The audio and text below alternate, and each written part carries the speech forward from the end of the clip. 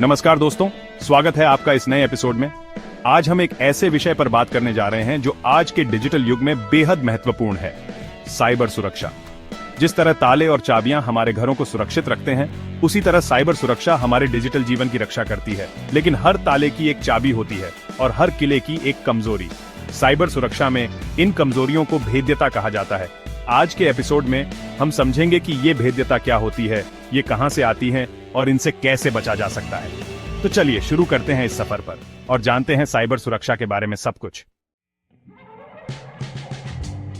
दोस्तों, भेद्यता यानी कमजोरी किसी भी सिस्टम का एक अभिन्न हिस्सा होती है। जैसे हर इमारत की नींव में कुछ न कुछ खामियां हो सकती हैं, वैसे ही हर सॉफ्टवेयर, नेटवर्क या डिवाइस में भी कुछ कमजोरियां हो सकती हैं। सबसे पहले बात करते हैं सॉफ्टवेयर बग्स की। कोई भी सॉफ्टवेयर, चाहे वो कितना भी उन्नत क्यों ना हो, इंसानों द्वारा बनाया जाता है और जहां इंसान होते हैं वहां गलतियां होना स्वाभाविक है। ये गलतियां सॉफ्टवेयर कोड में बग्स के रूप में रह जाती हैं, जो हैकर्स के लिए दरवाजे खोल सकती हैं। दूसरा कारण है गलत कॉन्फ़िगरेशन। कई बार सिस्टम को सही तरीके से सेट नहीं किया जाता है, जिससे सुरक्षा में खामियां रह जाती हैं। जैसे एक खुला वाईफाई नेटवर्क हैकर्स के लिए एक खुला निमंत्रण हो सकता है। तीसरा और सबसे बड़ा कारण है मानवीय भूल। जी हाँ दोस्तों, हम इंसान ही अपनी सबसे बड़ी कमजोरी होते हैं। एक कमजोर पासवर्ड, एक फिशिंग ईमेल पर क्लिक करना या किसी अज्ञात लिंक को खोलना, ये सब गलतियां हमें साइबर हमलों का शिकार बना सकती हैं। चौथा कारण है पुराना सॉफ्टवेयर। जैसे समय के साथ हर चीज पुरानी हो जाती है, वैसे ही सॉफ्टवेयर भी पुराना हो जाता है और पुराने सॉफ्टवेयर में सुरक्षा खामियां होती हैं, जिनका फायदा हैकर्स आसानी से उठा सकते हैं। और आखिर में कमजोर प्रमाणीकरण भी एक बड़ा कारण है। अगर आपके सिस्टम का प्रमाणीकरण मजबूत नहीं है, तो हैकर्स आसानी से आपके सिस्टम में सेंध लगा सकते हैं। तो दोस्तों, ये थे कुछ मुख्य कारण जिनकी वजह से साइबर सुरक्षा में भेद्यता पैदा होती है। अब दोस्तों, आगे बढ़ते हैं और जानते हैं साइबर सुरक्षा में भेद्यता के कुछ मुख्य प्रकारों के बारे में। सबसे पहले बात करते हैं सॉफ्टवेयर भेद्यता की। जैसे मैंने पहले बताया, सॉफ्टवेयर में मौजूद बग्स हैकर्स के लिए रास्ता बना सकते हैं।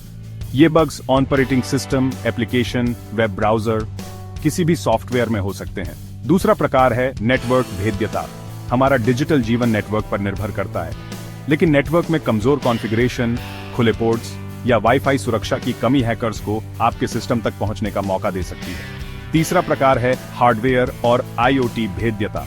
आजकल हमारे आसपास स्मार्ट डिवाइस की कोई कमी नहीं है। Smartphone, smart TV, smart watch, ये सब इंटरनेट से जुड़े होते हैं, लेकिन इन डिवाइस में भी सुरक्षा खामियां हो सकती हैं, जिनका फायदा हैकर्स उठा सकते हैं। और आखिर में चौथा प्रकार है मानव आधारित भेद्यता। ये सबसे आम और खतरनाक प्रकार की भेद्यता है। फिशिंग ईमेल, सोशल इंजीनियरिंग, कमजोर पासवर्ड, ये सब मानवीय भूलों के उदाहरण हैं जो हैकर्स को आपके सिस्टम तक पहुंचने में मदद कर सकते हैं। चैप्टर 3। दोस्तों, अब तक हमने जाना कि भेद्यता क्या होती है और इसके क्या प्रकार हैं, लेकिन हैकर्स इन कमजोरियों का फायदा कैसे उठाते हैं। आइए समझते हैं साइबर हमले के चरणों को। पहला चरण है सूचना एकत्र करना, रिकनेसेंस। किसी भी युद्ध की शुरुआत जानकारी से होती है। हैकर्स भी सबसे पहले आपके बारे में जानकारी जुटाते हैं, आपका ईमेल आईडी, आपके सोशल मीडिया अकाउंट, आपके द्वारा उपयोग किए जाने वाले सॉफ्टवेयर आदि। दूसरा चरण है एक्सप्लॉइट डेवलपमेंट। जानकारी जुटाने के बाद हैकर्स आपके सिस्टम में सेंध लगाने के लिए उपकरणों और तकनीकों को विकसित करते हैं। तीसरा चरण है डिलीवरी। अब बारी आती है हमले को अंजाम देने की। हैकर्स आपके सिस्टम तक अपने दुर्भावनापूर्ण सॉफ्टवेयर को पहुंचाने के लिए विभिन्न तरीकों का इस्तेमाल करते हैं, जैसे कि फिशिंग ईमेल, दुर्भावनापूर्ण वेबसाइट या USB ड्राइव। चौथा चरण है शोषण, एक्सप्लॉइटेशन। एक बार जब हैकर्स का दुर्भावनापूर्ण सॉफ्टवेयर आपके सिस्टम तक पहुंच जाता है, तो वह आपके सिस्टम की कमजोरियों का फायदा उठाकर उसमें सेंध लगाने की कोशिश करता है। पांचवा चरण है संक्रमण, इन्फेक्शन। सफलतापूर्वक शोषण करने के बाद हैकर्स आपके सिस्टम को अपने नियंत्रण में लेने के लिए दुर्भावनापूर्ण सॉफ्टवेयर इंस्टॉल करते हैं। यह software virus, worm, Trojan horse या किसी अन्य रूप में हो सकता है। छठा चरण है नियंत्रण, कमांड एंड कंट्रोल। एक बार जब हैकर्स का सॉफ्टवेयर आपके सिस्टम में स्थापित हो जाता है, तो वे आपके सिस्टम को रिमोट से नियंत्रित कर सकते हैं और चोरी छिपे आपकी जानकारी चुरा सकते हैं। और अंतिम चरण है डेटा चोरी और नुकसान, डेटा थेफ्ट एंड डैमेज। यह साइबर हमले का अंतिम और सबसे नुकसानदेह चरण होता है, जहां हैकर्स आपकी निजी जानकारी, वित्तीय डेटा या अन्य महत्वपूर्ण फाइलों को चुरा लेते हैं और आपके सिस्टम को नुकसान पहुंचा सकते हैं। चैप्टर 4। दोस्तों, साइबर हमलों से बचने का सबसे अच्छा तरीका है कि हम खुद को सुरक्षित रखें। आइए जानते हैं कुछ ऐसे उपायों के बारे में जो हमें साइबर हमलों से बचा सकते हैं। सबसे पहले बात करते हैं रोकथाम, प्रिवेंशन की। जैसे कहा जाता है, prevention is better than cure. इसलिए हमें साइबर हमलों को होने से रोकने के लिए सक्रिय रहना चाहिए। इसके लिए सबसे पहले तो हमें अपने सभी डिवाइस और सॉफ्टवेयर को नियमित रूप से अपडेट करते रहना चाहिए। अपडेट में नए सुरक्षा फीचर और बग फिक्स होते हैं जो हमें नए खतरों से बचाते हैं। दूसरा, हमें एक मजबूत पासवर्ड का इस्तेमाल करना चाहिए और उसे नियमित रूप से बदलते रहना चाहिए। एक मजबूत पासवर्ड में अक्षरों, संख्याओं और विशेष चिन्हों का मिश्रण होना चाहिए।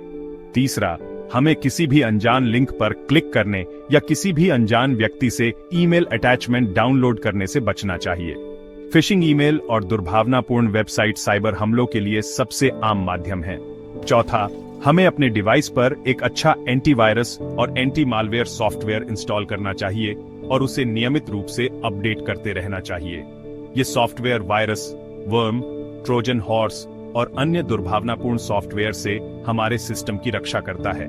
पांचवा, हमें सार्वजनिक वाईफाई नेटवर्क का इस्तेमाल करते समय सावधानी बरतनी चाहिए और यदि संभव हो तो वीपीएन का इस्तेमाल करना चाहिए।